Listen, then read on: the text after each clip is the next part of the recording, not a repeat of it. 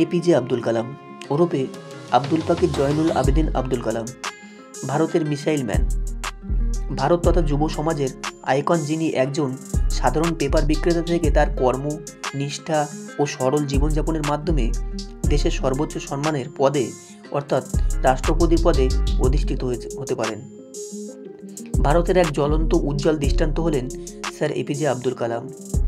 আজ এই মহান স্যার এপিজে আব্দুল কালামের জীবনী নিয়ে আমরা আলোচনা করব। তার আগে বন্ধুরা, আপনাদের কাছে একটি ছোট্ট রিকোয়েস্ট, ভিডিওটিকে একটি লাইক করে দিন আর ভিডিওটি না টেনে সম্পূর্ণ দেখুন, না হলে অনেক অজানা তথ্য আপনারা মিস করবেন। আব্দুল পাকির জয়নুল আবেদিন আব্দুল কালাম ওরফে এপিজে আব্দুল কালাম তথা ভারতের 11তম রাষ্ট্রপতি তৎকালীন ব্রিটিশ ভারতের মাদ্রাজ প্রেসিডেন্সির রাজনাথস্বামী জেলার রামেশ্বরমে অর্থাৎ বর্তমান ভারতের তামিলনাড়ু রাজ্যের রামেশ্বরমে এক তামিল মুসলিম পরিবারে 1931 সালের 15ই অক্টোবর জন্মগ্রহণ করেন। এই মহান আত্মার বাবা হলেন আব্দুল পাকির জয়নুল আবেদিন, যিনি ছিলেন এক ইমাম সাহেব, ও মা হলেন গৃহবধূ ওসি আম্মা। এই পরিবারের কনিষ্ঠ সন্তান হলেন আব্দুল কালাম স্যার। খুবই গরিব এই পরিবারের পঞ্চম সন্তান ছিলেন আব্দুল কালাম।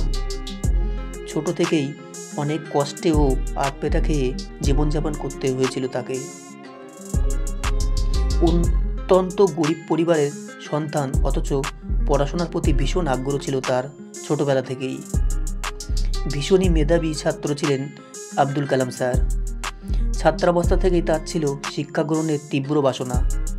প্রাথমিক শিক্ষা অর্জনের পরে রামনাথপুরম স্কোয়ার্টস ম্যাট্রিকুলেশন স্কুল থেকে বাকি শিক্ষা সম্পন্ন করেন।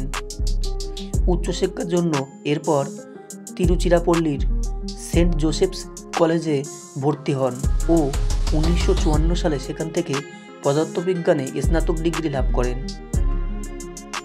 এরপরে 1955 সালে তিনি মাদ্রাজে চলে আসেন ও সেখানেই মাদ্রাজ ইনস্টিটিউট অফ টেকনোলজি থেকে বিমান প্রযুক্তি বিষয়ে শিক্ষা লাভ করেছিলেন তিনি। এরপর তিনি শিক্ষা সম্পূর্ণ হলে 1960 সালে ভারতীয় প্রতিরক্ষা গবেষণা ও উন্নয়ন সংস্থার অ্যারোনটিক্যাল ডেভেলপমেন্ট এস্টাবলিশমেন্ট একজন বিজ্ঞানী হিসেবে যোগদান করেন। এছাড়াও তিনি ভারতীয় জাতীয় মহাকাশ গবেষণা কমিটিতে প্রখ্যাত মহাকাশ বিজ্ঞানী ডক্টর বিক্রম সারাভাইয়ের অধীনে কাজ করতেন। 1969 সালে তিনি এরপর ভারতীয় মহাকাশ গবেষণা সংস্থায় বদলি হন, যেখানে তিনি 1970 থেকে 1990 সালের মাঝে ভারতের কৃত্রিম উপগ্রহ PSLV এবং SLV প্রকল্পের সফল পরিচালক ছিলেন। এরপরে 2002 থেকে 2007 সাল পর্যন্ত ভারতের রাষ্ট্রপতি ছিলেন তিনি। রাষ্ট্রপতির পদ থেকে অবসরের পর তিনি Indian management of Shillong, Indian management of Ahmedabad ও ইন্ডিয়ান ম্যানেজমেন্ট অফ ইন্দোরের ভিজিটিং প্রফেসর হন। স্যার আব্দুল কালাম হায়দ্রাবাদের ইন্টারন্যাশনাল ইনস্টিটিউট অফ ইনফরমেশন টেকনোলজিতে, বেনারস হিন্দু বিশ্ববিদ্যালয়ে ও আন্না বিশ্ববিদ্যালয়ে প্রযুক্তি বিষয়ে শিক্ষাদান করেছিলেন।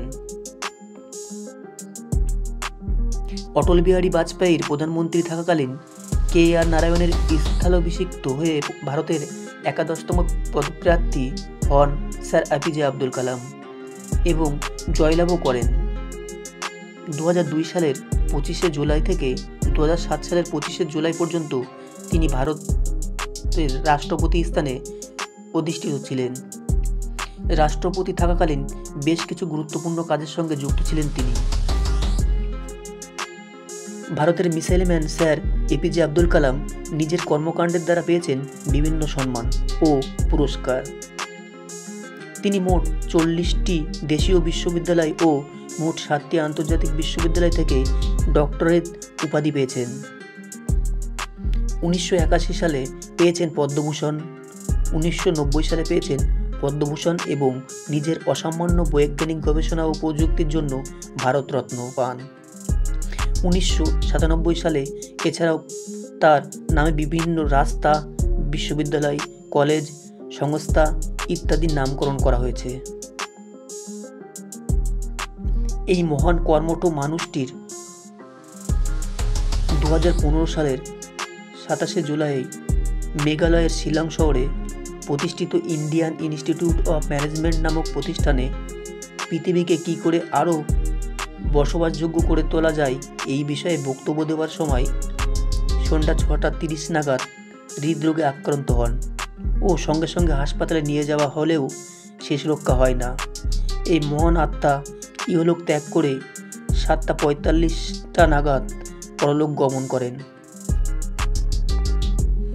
পৃথিবীতে এমন একটিও মানুষ নেই যিনি এই মহান মানবকে পছন্দ করেন না বা ভালোবাসেন না। বাচ্চাদের খুব ভালোবাসতেন তিনি, সবাই ওনাকে ভালোবাসে। উনি যে আমাদের সকলের প্রিয় মিসাইল ম্যান। তো বন্ধুরা, এপিজে আব্দুল কালাম সম্বন্ধীয় ভিডিওটি আপনাদের কেমন লাগলো তা কমেন্ট করে জানাবেন। এমনই মহান ব্যক্তিদের সম্বন্ধে জানতে হলে চোখ রাখুন WB মাওয়ালি চ্যানেলে। দেখা হচ্ছে এমনই কোনো সুন্দর ভিডিওতে। ততক্ষণে আপনারা ভালো থাকুন, সুস্থ থাকুন আর দেখতে থাকুন WB মাওয়ালি। ধন্যবাদ।